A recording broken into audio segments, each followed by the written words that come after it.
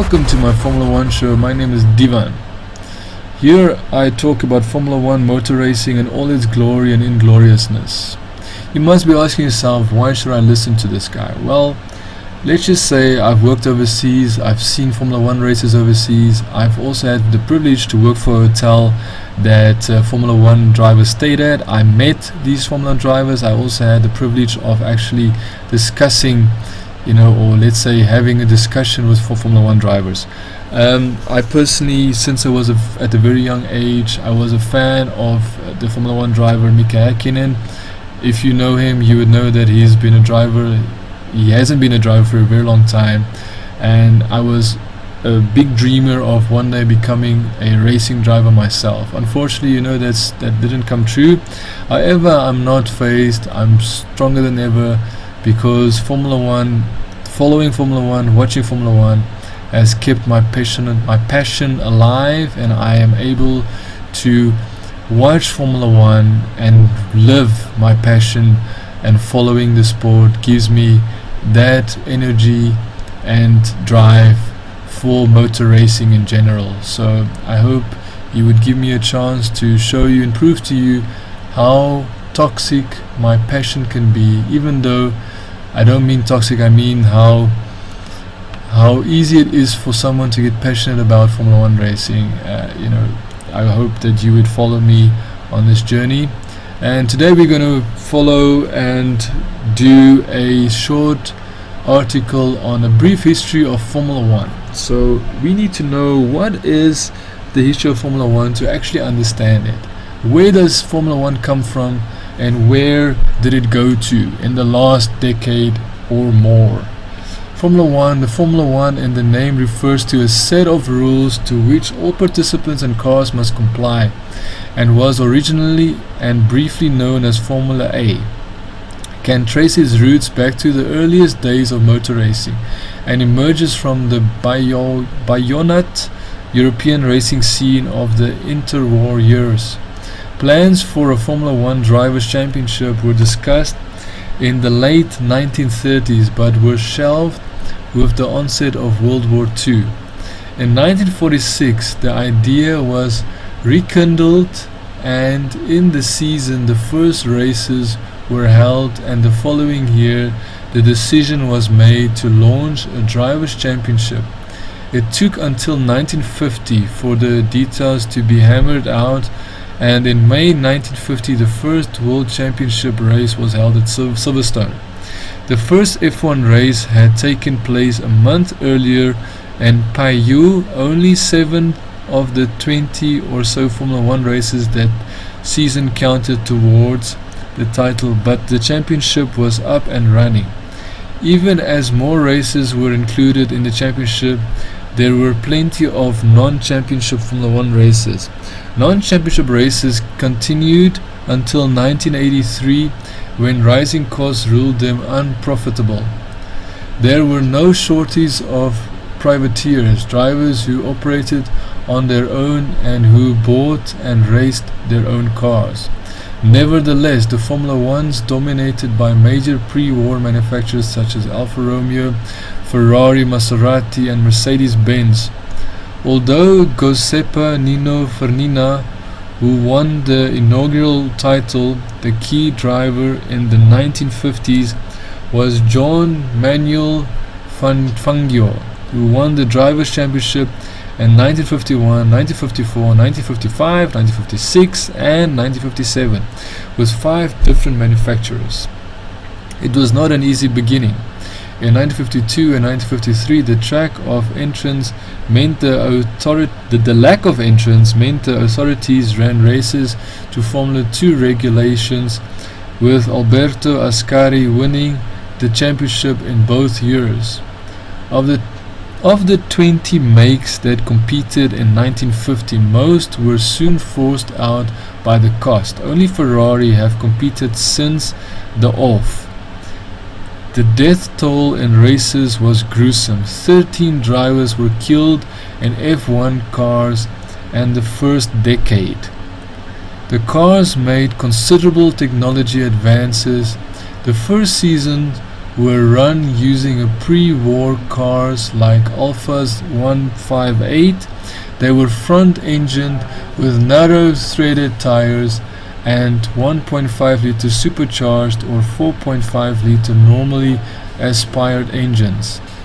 When Formula 1 regulations returned in 1954, engines were limited to 2.5 litres. Mercedes-Benz made major developments until they withdrew from all motorsport in the aftermath of the 1955 disaster at Le Mans.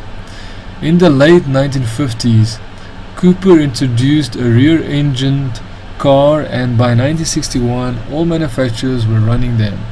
As an added incentive for the teams, a Constructors' Championship was introduced in 1958. An era of British dominance was ushered in by Mike Hallstrom championship win in 1958. Although Stirling Moss had been at the forefront of the motorsport without even securing the world title, between Jim Clark, Jackie Stewart, John Surtees, Jack Brabham, Graham Hill, Denny Hulme, British and Commonwealth drivers won 9 drivers' championships and British teams won 10 constructors' titles between 1962 and 1973.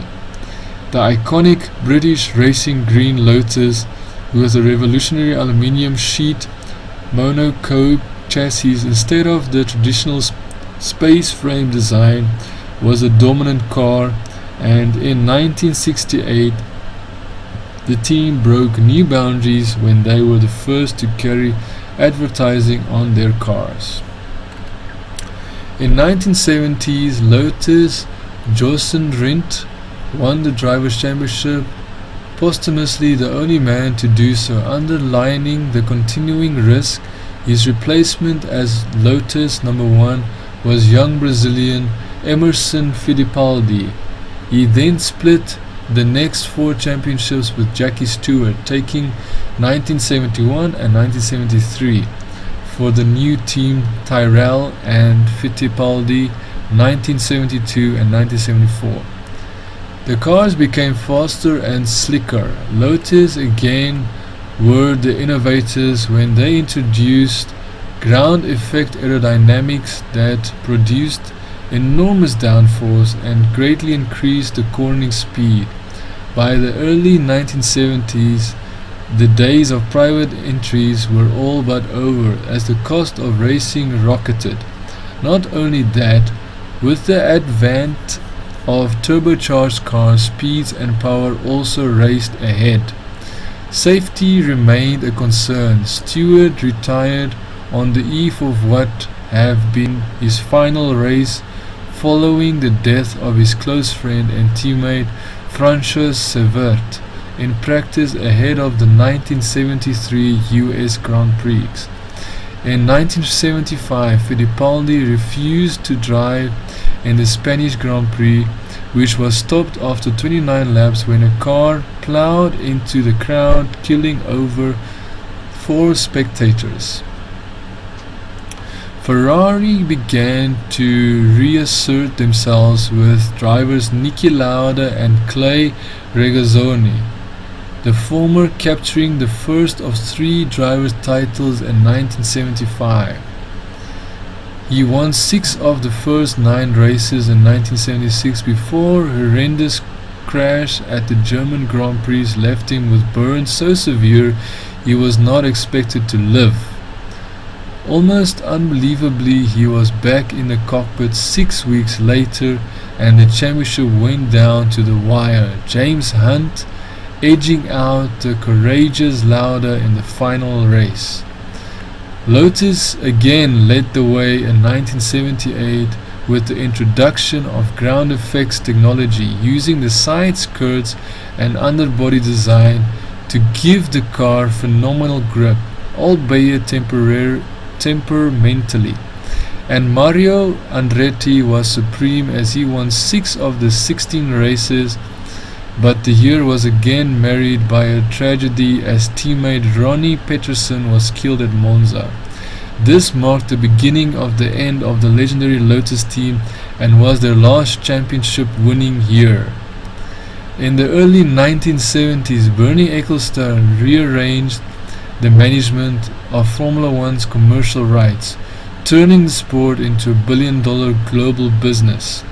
In 1971, he bought the Brabham team and so gained a seat on the Formula One Constructors Association, and in 1978 became the president.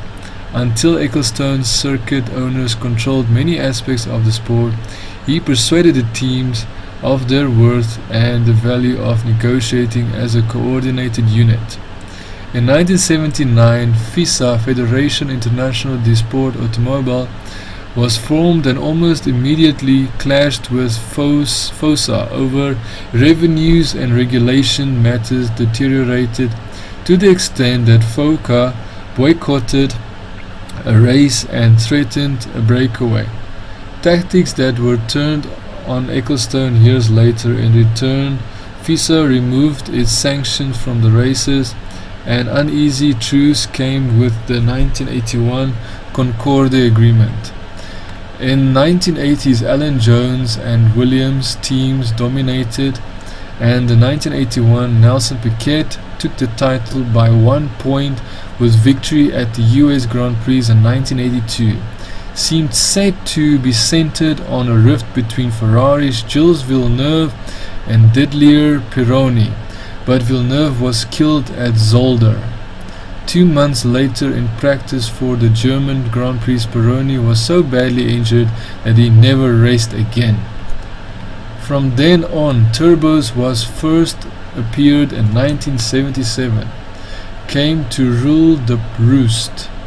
Piquet won his second title in 1983 with Brabham, and Lauda's half-point win in 1984 heralded the start of a period of dominance by McLaren, in which they won the driver's title in 7 out of 8 years with Alain Prost and Ayrton Senna.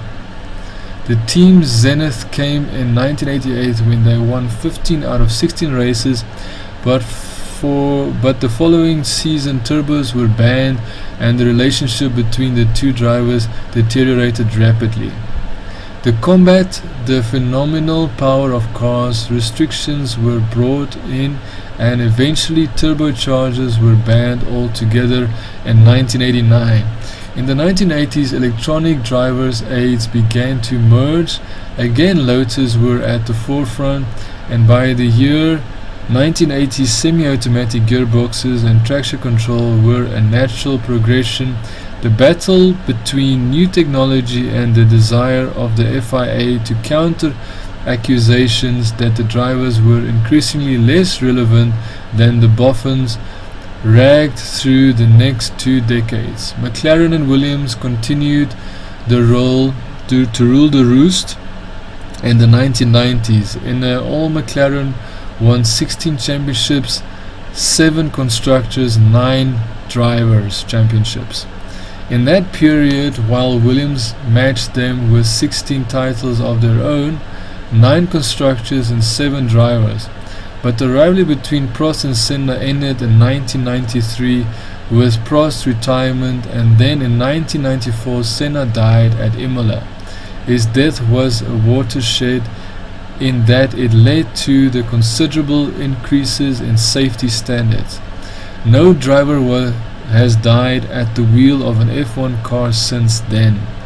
The FIA introduced measures to slow the cars and improve their safety, but purists continued to argue the race was more about the technicians and designers than drivers, and like many other sports, a few teams dominated.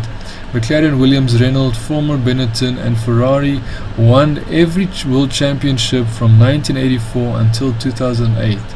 The soaring cost of Formula One widened a chasm between the Big Four and the smaller independents between 1990s and 2008. 28 teams came and went, few making more than an ephemeral mark. The most dominant figures during the time were Michael Schumacher and Ferrari, who won an unprecedented 5 constructor drivers' championships in 6 consecutive Constructors' Championships between 1999 and 2004. Schumacher was a brilliant driver, but his habit of pushing rules and sportsmanship to the limit made him a hard man to warm to, and that, allied to his success, further caused problems for the sport's popularity. Viewing figures dropped and concern grew for the sport's future, giving the increasing difficulty for any new entrants to make an impression. Championship rules were frequently changed by the FIA with the international intention of improving the on-track action and cutting costs. In 2002, team orders, legal since the championship started in 1950s, were banned after several incidents in which team openly manipulated race results, generating negative publicity, most famously by Ferrari at the 2002 Austrian Grand Prix. There was tinkering over point scoring, pit stops, and engines and tires. From 2000, manufacturer-owned teams returned with success. McLaren the exception, as Renault, BMW, Toyota, and Honda and Ferrari dominated the championship, and through the Grand Prix Manufacturers Association (GPMA), they negotiated a larger share of Formula One's commercial profit and a greater say in the running of the sport. The global expansion of Formula One continued with new races in lucrative markets as far as Middle East. Schumacher's retirement in 2006 coincided with the sport again becoming more competitive on the track, but increasingly the headlines were dominated by behind-the-scenes politics. Teams seemed to be on the verge of breaking away from Formula One almost every year. A scandal blighted officials, and many believed Ecclestone and FIA chief Max Mosley had been around too long for the sport's good.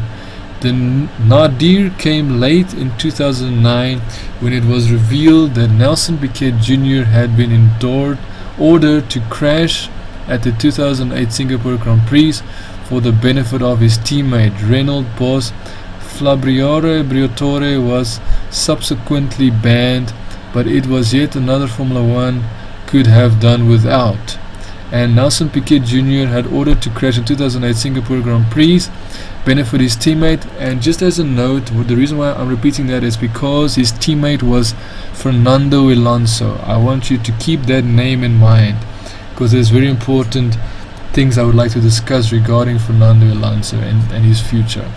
So thank you so much for joining me on this episode, and I'll see you in the next Formula One show on every day, and ciao for now.